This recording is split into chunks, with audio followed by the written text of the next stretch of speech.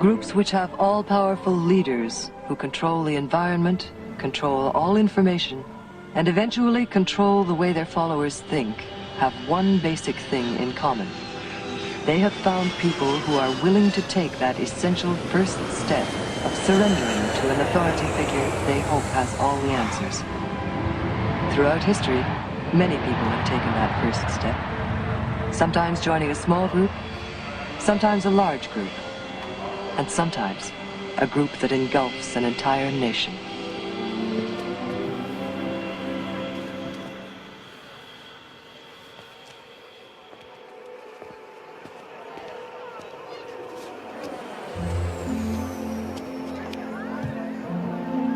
Things around us aren't always what they seem.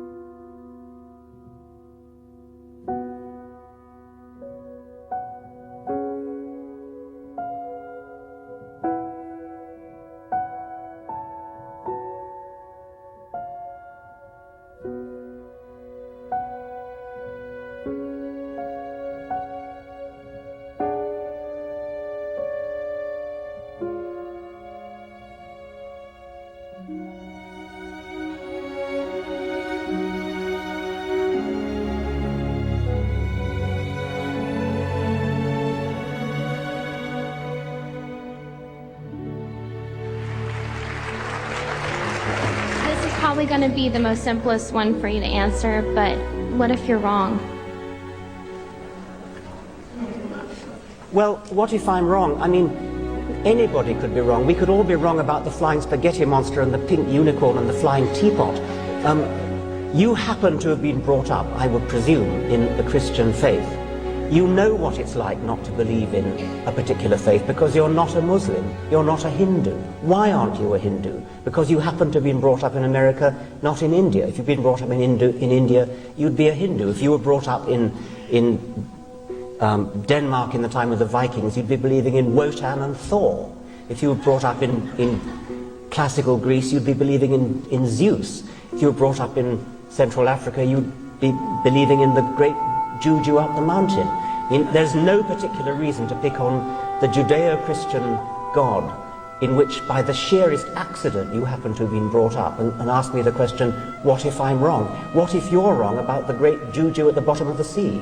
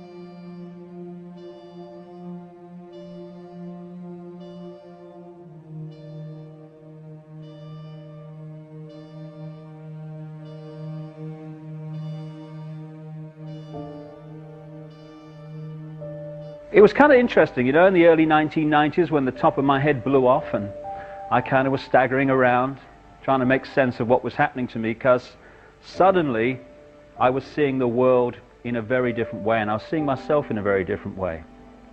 Some people call it a spiritual awakening. Notice spiritual awakening, not religious awakening. I'm going to have some t-shirts done, you know, God save us from religion. It's kind of funny, you know, you talk about spirituality, people think you're talking about religion. Often it's the opposite, not always, but often. And religion for me is, in many cases, the opposite of spirituality. In my definition of religion, religion is the greatest form of mind control yet invented, and at its most extreme, psychological fascism. The manipulation of fear and guilt to control. Spirituality is the opposite of that. It is setting the spirit free, celebrating our uniqueness, because we're all aspects of the same whole, but we're all unique aspects of the same whole. And crucially, respecting everyone else's right to express their uniqueness, free from imposition of someone else's belief system, someone else's version of right and wrong, moral and immoral. All this is crucial to how a few control the world. Because we have become, yes, in many cases, terrorized into denying what we are unique. And once we do that, we become a herd mentality. And it is the herd mentality that is the vehicle for the manipulation of the world by a very few people. I'll give you an example of what I mean. Symbolic example. I was down south in England, I don't know, 2 or 3 years ago now, and across this great area of, it was one of these Iron Age hill fort type things, but across it was this vast herd of sheep, hundreds of them. Never seen so many sheep in one place. And it's a nice day, you know, and I'm enjoying the day. And then the farmer arrives in his pickup truck, parks it, gets out of the truck, and I swear to you, I don't think he even moved an eyelid. Stood there against a stick. 1 or 2 or 3 of the sheep immediately react to, it must have been his eyelids, I guess, I don't know, because they're going in the desired direction. Within minutes, it's like Exodus. Hundreds of them are following the one in front, you know. I haven't got mine of my own, we did this yesterday, so we do it tomorrow, I guess we'll do it today, and all that stuff. And the few stragglers, and there were remarkably few, who didn't immediately conform to what you might call that bar mentality, they were given the extra dose of fear with the sheepdog. Row, row, row, row. All right, I'll go quietly. This combination of the bar and the fear rounded up this vast herd of sheep in a ridiculously short time. And I stood there and I thought, because I do from time to time, I'm looking at the human race here. This is how it's done. This is how a few can actually control the mass. Because you can't do it with tanks in the streets and soldiers at the door. There's too many people. It's like trying to physically herd sheep together. You can't do it. You'd need a man, maybe more than one, for every sheep to do it physically. You have to do it through the mind. Either through fear or through conditioning people to think the way you want them to think. So these hundreds of sheep were rounded up by one fella flicking his eyelids every now and again, and a sheepdog dispensing fear. And that's how it's done in human terms also. It's amazing the extent to which we have given our power away, our spiritual power. It's all about taking our power back. Because once we do that, it's all over. The great pyramid of manipulation becomes impossible. But when we give it away, we're a doddle to manipulate.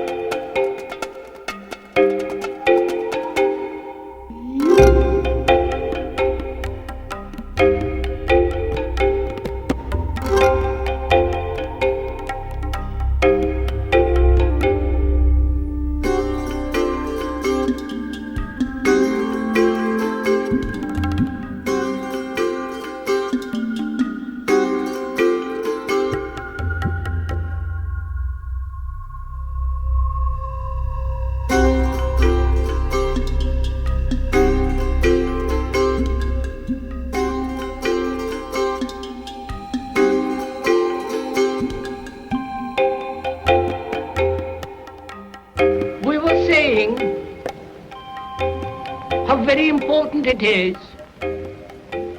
to bring about in the human mind a radical revolution. The crisis,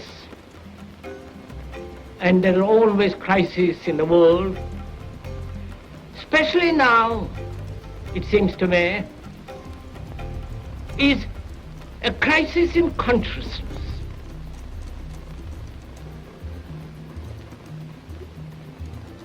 A crisis that cannot anymore accept the old norms, the old patterns, the ancient traditions, a particular way of life, whether it is the American way or the European way or the Asiatic way. And considering what the world is now, with all the misery, conflict, destructive brutality, aggression, tremendous advancement in technology, and so on. It seems to me, though man has cultivated the external world and has more or less mastered it, inwardly he's still as he was. A great deal of animal in him is still brutal, violent, aggressive, acquisitive, competitive, and he has built a society along these lines.